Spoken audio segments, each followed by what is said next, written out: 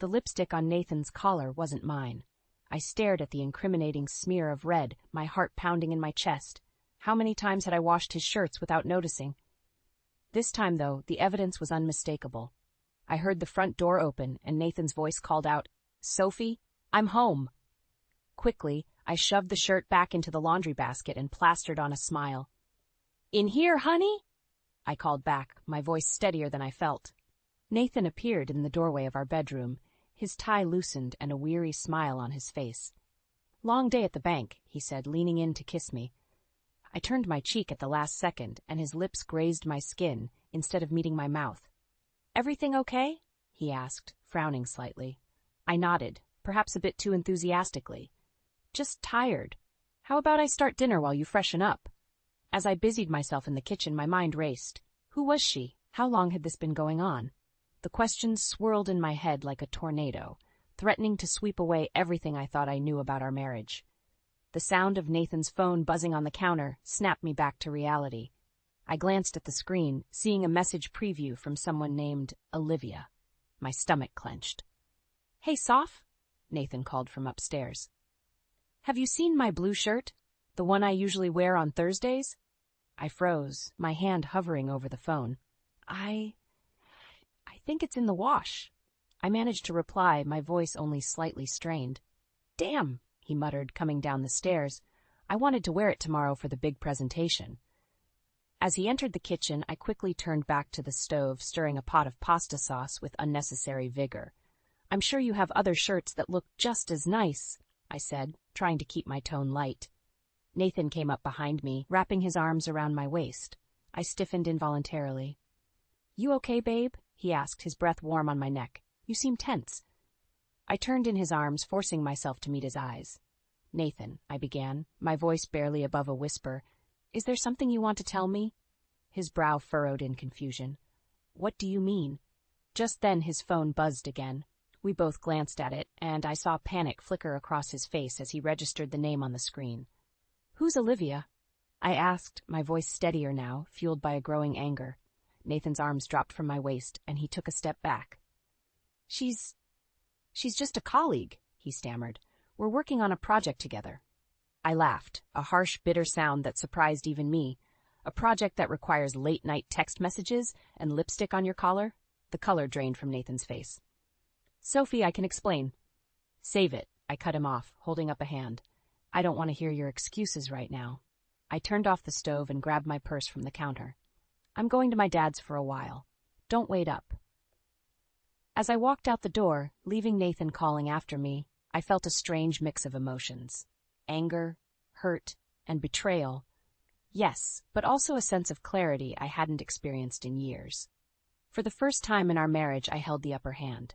Driving to my father's house, I realized this was just the beginning. Nathan's betrayal had awakened something in me, a determination to reclaim my life and my dignity. As I pulled into my childhood driveway, I made a silent vow. Nathan would regret the day he ever underestimated me. I spent a restless night at my father's house, tossing and turning as my mind raced with questions and plans. By morning, I knew what I had to do. I couldn't confront Nathan outright. Not yet. I needed proof, undeniable evidence of his betrayal. "You look like you've been through the ringer, sweetheart," Dad said as I stumbled into the kitchen. He pushed a steaming mug of coffee towards me. "Want to talk about it?" I shook my head, managing a weak smile. "Not yet, Dad, but thanks." He nodded, understanding in his eyes. "You know I'm here when you're ready." As I sipped my coffee, a plan began to form. I'd start by tracking Nathan's movements, piecing together the puzzle of his deception. It wouldn't be easy, but I was determined. I returned home later that morning, steeling myself for the confrontation. Nathan was waiting, his face a mask of concern and guilt. "Sophie, I'm so sorry," he began. "It was a mistake. It didn't mean anything." I held up a hand, silencing him. "Save it, Nathan. I need some time to think." His relief was palpable, and it made my blood boil. He thought he was off the hook. Over the next few days, I played the part of the dutiful, forgiving wife. But beneath the surface, I was gathering intel. I installed a tracking app on Nathan's phone while he slept, noting his frequent late nights at the office. I combed through our bank statements, finding suspicious charges at upscale restaurants and hotels. One evening, as Nathan prepared for another work dinner, I decided to follow him. I watched from my car as he met a sleek blonde outside a trendy bistro. Olivia, I presumed. My hands shook as I snapped photos with my phone. As they disappeared inside, I felt a tap on my window. I jumped, turning to see a concerned-looking woman peering in at me. "Are you okay, honey?" she asked. "You look upset." I realized tears were streaming down my face. "I'm fine," I managed, wiping my cheeks. "Just watching my husband with another woman." Her expression softened with understanding. "Oh, sweetie, I've been there. It gets better, I promise." As she walked away, her words echoed in my mind. It would get better, but not the way Nathan expected. The next day, I decided to dig deeper. While Nathan was at work, I searched his home office. In the back of a drawer, I found a burner phone. My hands trembled as I scrolled through the messages, each one a dagger to my heart. "Can't wait to see you tonight, baby. Last night was amazing. When can we do it again? I wish I could wake up next to you every morning." I was so engrossed in reading that I didn't hear the front door open. Suddenly, Nathan was there in the doorway, his face a mix of shock and anger. "What the hell are you doing?" he demanded. I held up the phone, my voice surprisingly steady. "I think I should be asking you that question, Nathan." He lunged for the phone, but I dodged him, backing away. "How long?" I asked. "How long have you been lying to me?" Nathan's face crumpled. "Sophie, please. It's not what you think." "Don't you dare," I shouted, my composure finally cracking. "Don't you dare try to gaslight me, Nathan. I've seen the messages, the hotel charges. I saw you with her last night." His eyes widened in surprise, then narrowed. "You followed me?" he hissed. "What gives you the right?" "What gives me the right?" I laughed bitterly. "I'm your wife, Nathan. Or have you forgotten that in your rush to get into Olivia's bed?" We stood there, the air crackling with tension. In that moment, I saw Nathan clearly for the first time, not as the charming man I'd fallen in love with, but as the selfish, arrogant person he truly was. "This isn't over," I said quietly, pocketing the burner phone. "Not by a long shot." As I walked out of the room, leaving Nathan sputtering behind me, I felt a strange sense of calm. The truth was out, and now the real battle could begin. As I sat in my father's workshop, surrounded by the comforting smell of sawdust and varnish, memories of the past flooded my mind. I remembered the day I first met Nathan, how charming and attentive he'd been. Now, those memories felt tainted, like looking at an old photograph and realizing it had been a lie all along. "You've been awful quiet, Sophie," Dad said, setting down his sander. "Still not ready to talk about what's going on?" I sighed, running my fingers along the grain of a half-finished table. "I've been thinking about when Nathan and I first got together," I admitted. "How different things were then." Dad's face darkened. "That boy never did right by you, if you ask me." "What do you mean?" I asked, surprised by the vehemence in his voice. He hesitated, then said, "Remember that first Thanksgiving he came here? When I was showing him around the shop?" I nodded, the memory suddenly vivid. Nathan had seemed so interested in Dad's work, asking questions and admiring the craftsmanship. "Well," Dad continued, "after you went inside to help your mother, he changed. Started making snide comments about quaint little businesses and how I should sell out to some big corporation."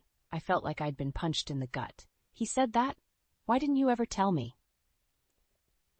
Dad shrugged, his weathered hands fidgeting with a piece of sandpaper. "You seemed happy, and I didn't want to cause trouble, but I never forgot it." As Dad spoke, other memories surfaced. Times when Nathan had made subtle digs at my family's background, always couched in jokes or backhanded compliments. How had I been so blind? "There's more," I said quietly, and found myself pouring out the whole story, the affair, the evidence I'd gathered, the confrontation. When I finished, Dad was silent for a long moment. Then he stood, walked over, and enveloped me in a bear hug. "I'm so sorry, sweetheart," he murmured. "You deserve so much better." As I cried into his flannel shirt, I felt a new resolve forming. Nathan hadn't just betrayed me. He'd looked down on my family, on the hard-working people who'd raised me. That was unforgivable. Later that evening, I returned home to find Nathan waiting, a bouquet of roses in hand. "Sophie," he began, his voice pleading, "can we talk? I know I messed up, but I love you. We can work this out." I looked at the flowers, remembering all the times he'd used grand gestures to paper over his mistakes. "Put those down, Nathan," I said coldly. "We need to have an honest conversation for once." His face fell, but he set the roses aside.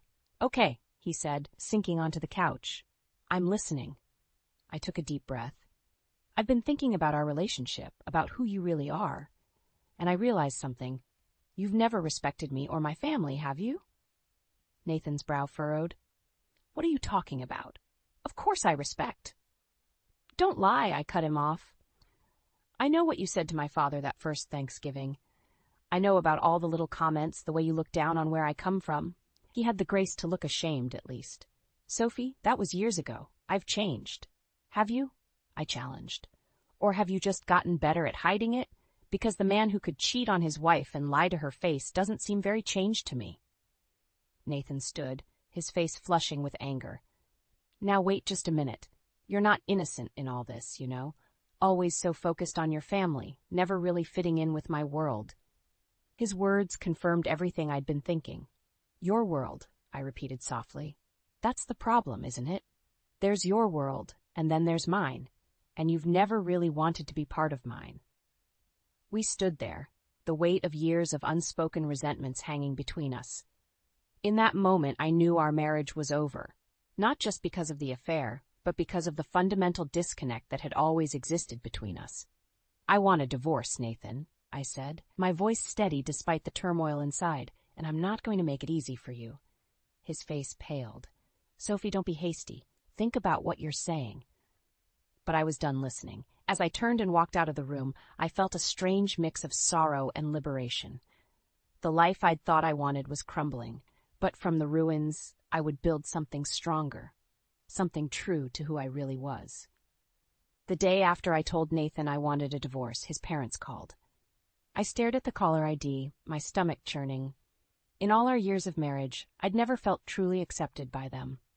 Taking a deep breath, I answered, "Sophie, dear." Margaret's saccharine voice dripped through the phone. "We heard you and Nathan are having difficulties. We'd like you both to come for dinner tonight." I almost laughed at the understatement. Difficulties didn't begin to cover it, but I agreed, knowing this confrontation was inevitable. As Nathan and I drove to his parents' sprawling estate, the silence between us was deafening. I gazed out the window, remembering all the times I'd felt small and out of place in their world of country clubs and charity galas. Richard and Margaret were waiting on the front steps, perfect smiles plastered on their faces. Margaret air-kissed my cheeks, her eyes critically scanning my simple dress. "Oh, Sophie," she sighed, "I do wish you'd let me take you shopping sometime." I bit back a retort, following them inside to the formal dining room. As we sat down to a meal that probably cost more than my father made in a week, the tension was palpable. Richard cleared his throat. "Now let's discuss this misunderstanding between you two." "Misunderstanding?" I echoed, incredulous. "Your son cheated on me, repeatedly." Margaret waved a dismissive hand. "Men will be men, dear. The important thing is maintaining appearances." I felt my blood begin to boil. "Appearances? Is that all you care about?" Nathan shifted uncomfortably. "Sophie, please." "No, Nathan," I cut him off. "I want to hear what your parents think is so important about appearances." Richard leaned forward, his voice low and threatening. "Listen here, young lady. We've worked hard to build our family's reputation. We won't have you dragging the Prescott name through the mud with some tawdry divorce." "Tawdry?" I repeated, my voice rising. "Your son is the one sleeping around." Margaret skied. "Really, Sophie, there's no need for such vulgar language. Perhaps if you'd been a bit more accommodating to Nathan's needs, this wouldn't have happened." I stood up so quickly my chair toppled backward. "How dare you?" I hissed. "I have bent over backwards trying to fit into your world to be the perfect wife, and this is what I get." Nathan reached for my arm. "Sit down, Sophie. You're embarrassing yourself." I yanked away from him. "No, Nathan, I'm done being embarrassed. I'm done trying to live up to your family's impossible standards." I turned to his parents, years of pent-up frustration pouring out. "You've never accepted me, never thought I was good enough for your precious son. Well, guess what? He's not good enough for me." Richard's face turned an alarming shade of red. "Now see here." But I was on a roll. "No, you see here. I'm filing for divorce, and I don't give a damn about your reputation.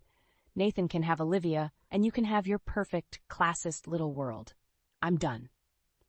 I stormed out, leaving them all sputtering behind me. As I walked down the long driveway, I heard footsteps behind me. It was Nathan. "Sophie, wait," he panted. "You can't just walk away like this." I spun to face him. "Watch me, Nathan. I've spent years trying to be someone I'm not for you and your family. No more." His face hardened.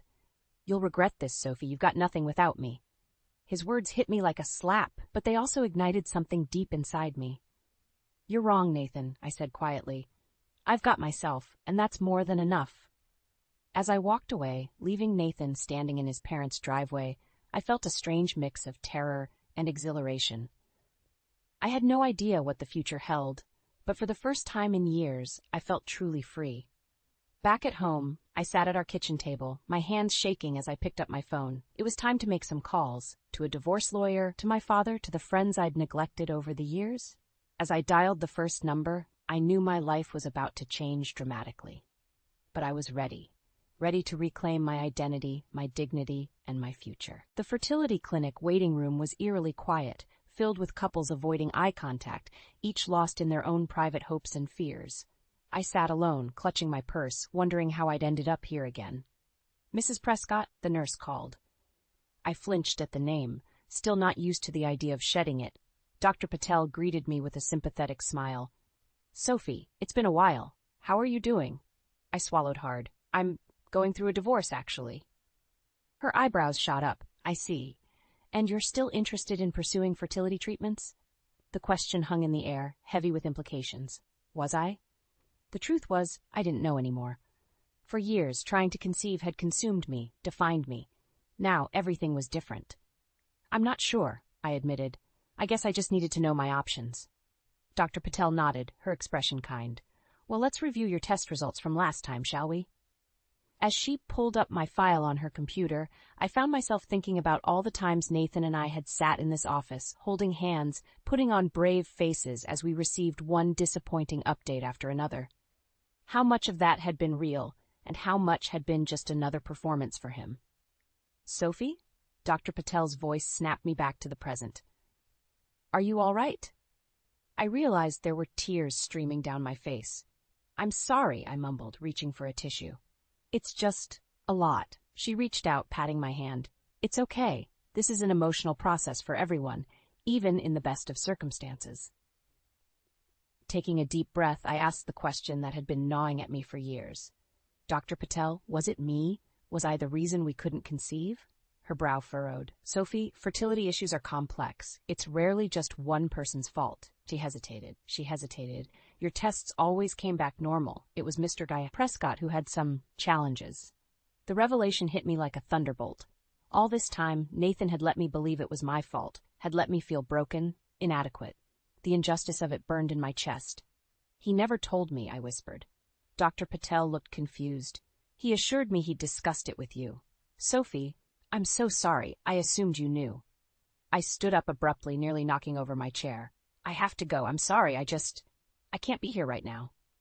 I fled the clinic, gasping for air as soon as I hit the sidewalk. My phone buzzed in my purse, a text from Nathan. "Where are you? We need to talk about the house." Anger surged through me. How dare he act like everything was normal, like he hadn't been lying to me for years about something so fundamental. Before I could stop myself, I was dialing his number. He answered on the second ring. "Sophie? What's going on?"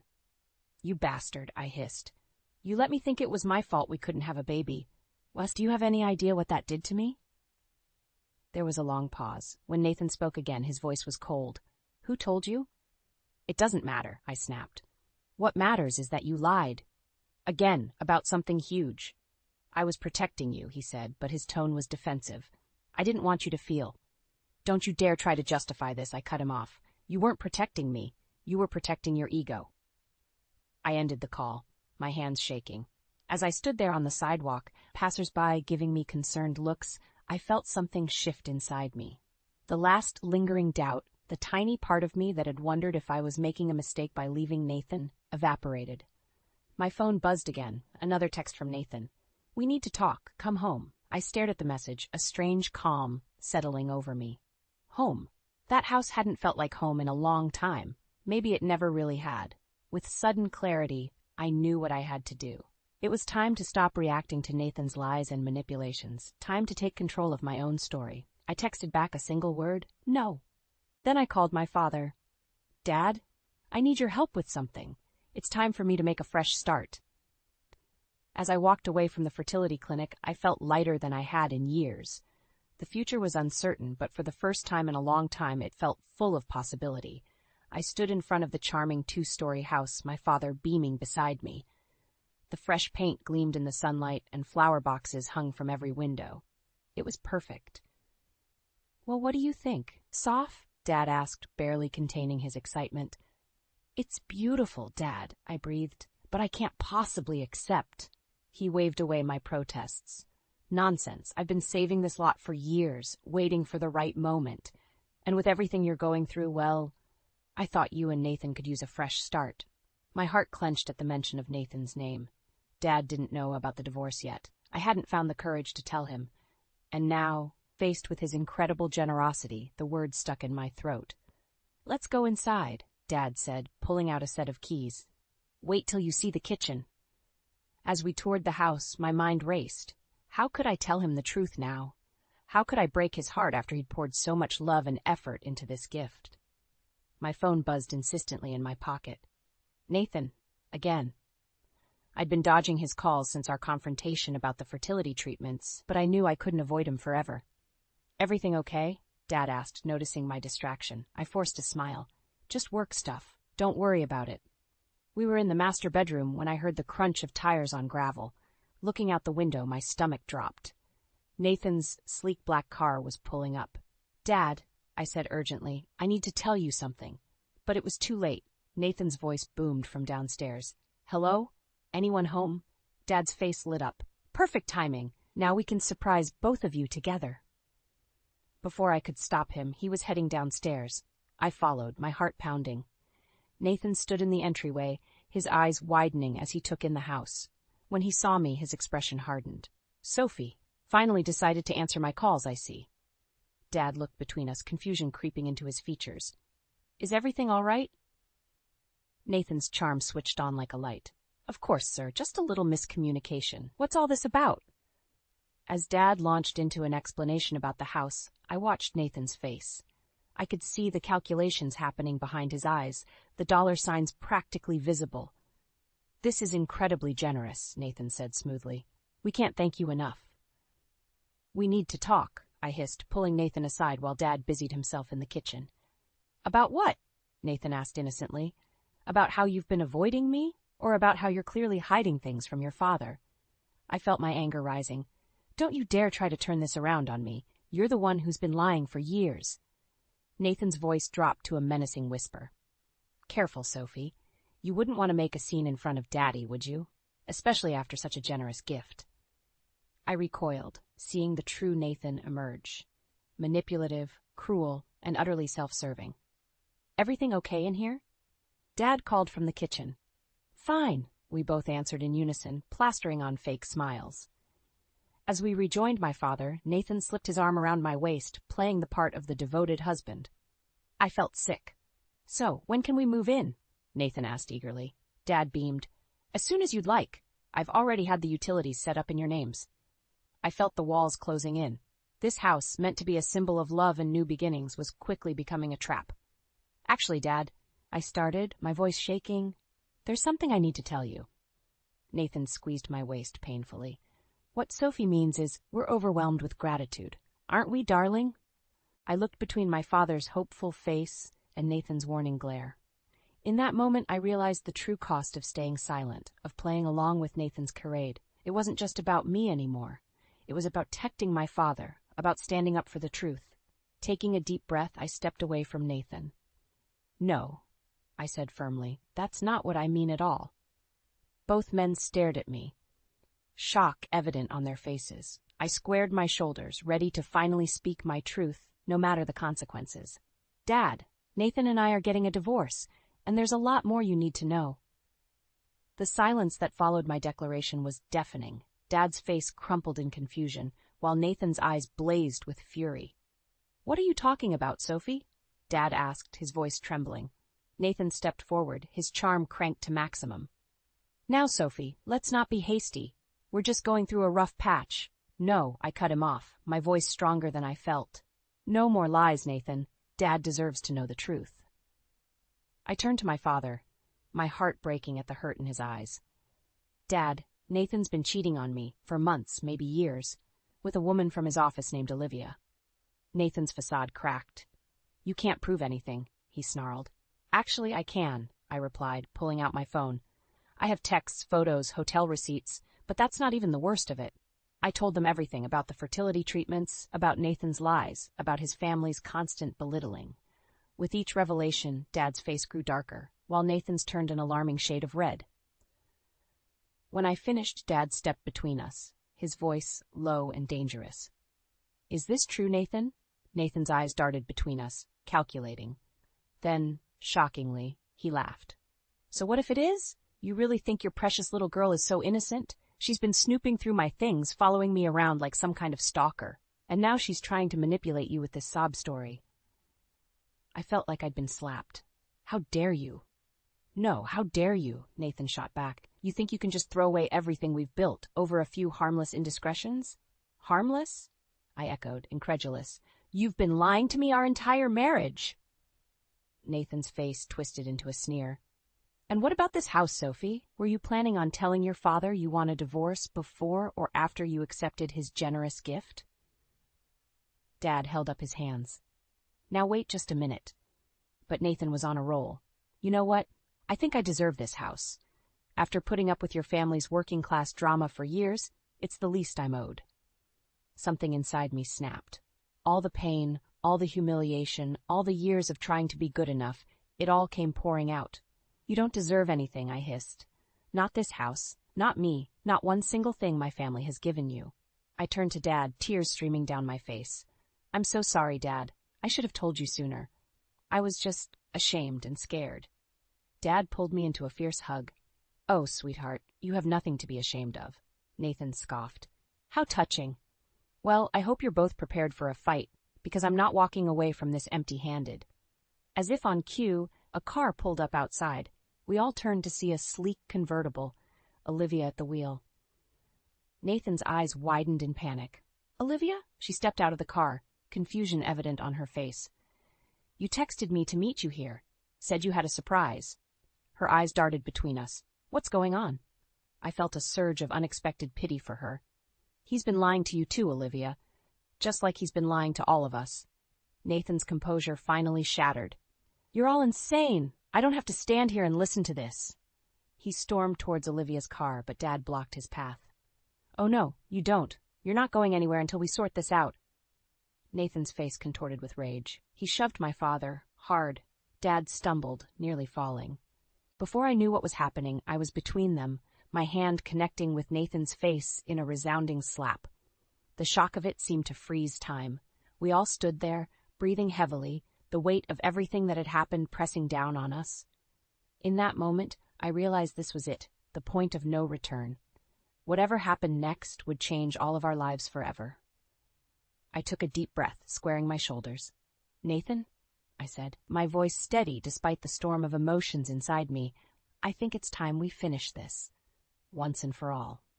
The next few weeks were a whirlwind of legal meetings, heated arguments, and painful revelations. But as I sat in the courtroom, waiting for the judge to deliver her final verdict on our divorce proceedings, I felt an unexpected calm. Nathan's lawyer had fought tooth and nail, trying to claim half of everything, including the house my father had gifted us. But I had come prepared. The evidence I had gathered of Nathan's infidelity, combined with the testimony of his own parents about his behavior, had painted a damning picture. In the matter of Sophie Adams versus Nathan Prescott, the judge began, her voice echoing in the silent courtroom. I held my breath, feeling my father's reassuring hand on my shoulder. As the judge read out her decision, I watched Nathan's face. With each ruling, the division of assets, the nullification of his claim on my father's gift, the alimony payments he would owe, his arrogant mask crumbled a little more. When it was over, Nathan stormed out without a word, but I felt no satisfaction in his defeat. Instead, I felt free. Outside the courthouse, I was surprised to see Olivia waiting. Her eyes were red-rimmed, but her voice was steady when she spoke. I'm sorry, she said simply. I didn't know about any of it. The lies, the manipulation. I feel like such a fool. I nodded, understanding all too well. We both were, Olivia, but not anymore. As she walked away, I turned to my father. Dad, I can't thank you enough for everything you've done. He pulled me into a bear hug. That's what family is for, sweetheart. Now, what do you say we go home? Home. The word held new meaning now. Not the cold, pristine house I had shared with Nathan, always feeling like an outsider, but the warm, loving home of my childhood where I could heal and rediscover myself. Over the next few months, I threw myself into helping with Dad's construction business. The work was hard, but satisfying. With each house we built or renovated, I felt like I was rebuilding a part of myself. One crisp autumn day, as we finished up a project, Dad turned to me with a twinkle in his eye. You know, Soph, you've got a real knack for this. Ever thought about taking over the business someday? The idea took root, growing stronger with each passing day. I enrolled in business classes at the local community college, determined to learn everything I could. A year to the day after my divorce was finalized, I stood in front of a mirror, hardly recognizing the woman looking back at me. Gone was the meek, insecure housewife. In her place stood a confident businesswoman, ready to take on the world. My phone buzzed with a text from Dad.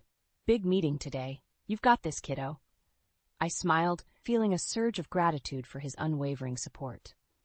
As I drove to the meeting, a potential major contract that could take our family business to the next level, I passed by my old neighborhood. There, on the corner, was Nathan. He looked older, tired.